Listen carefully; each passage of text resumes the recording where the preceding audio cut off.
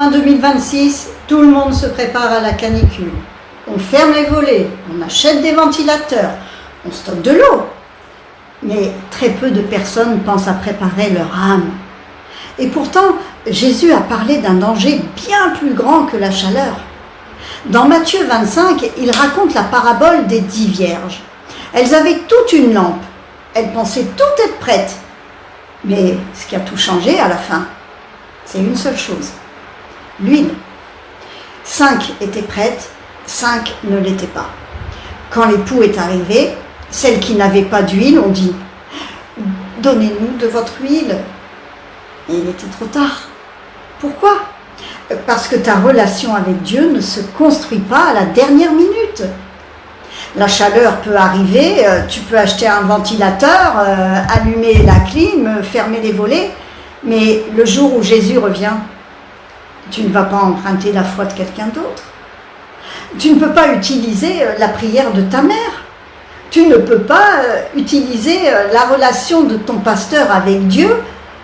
Tu ne peux pas emprunter l'huile des autres. L'huile ici représente une chose simple. C'est ta relation réelle avec Dieu. Chaque prière, chaque lecture de la parole, chaque fois que tu choisis de t'éloigner du péché pour te rapprocher de Jésus, c'est ça qui remplit ta lampe. Jésus dit dans Matthieu 25, 10, pendant qu'elles allaient en acheter, l'époux arriva. Celles qui étaient prêtes entrèrent avec lui dans la salle des noces et la porte fut fermée. La porte s'est fermée. Et ce n'est pas pour faire peur, c'est pour réveiller. Réveiller. Alors cet été, la vraie question, ce n'est pas seulement est-ce que j'ai assez d'eau, mais plutôt est-ce que ma lampe a encore de l'huile. Apocalypse 22, 17 dit « Et l'esprit et l'épouse disent « Viens !» et que celui qui entende dise « Viens !» et que celui qui a soif vienne, que celui qui veut prenne de l'eau de la vie gratuitement. Aujourd'hui, la porte est encore ouverte. Jésus t'appelle encore. Tu peux encore revenir à lui.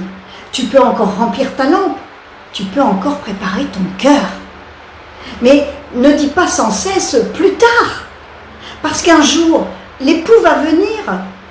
Et ce jour-là, connaître Jésus ne suffira pas. Il faudra être prêt.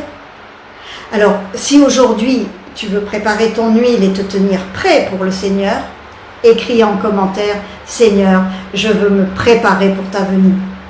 Et partage cette vidéo à quelqu'un qui prépare son corps, mais pas encore son âme. Nous vivons dans une époque où beaucoup se préparent au Christ du monde, mais oublient de se préparer à rencontrer Dieu.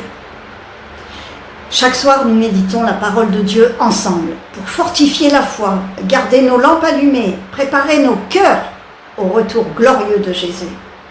Le lien est dans la bio. Tu peux aussi m'écrire via le numéro affiché à l'écran. Je veux apprendre la Bible.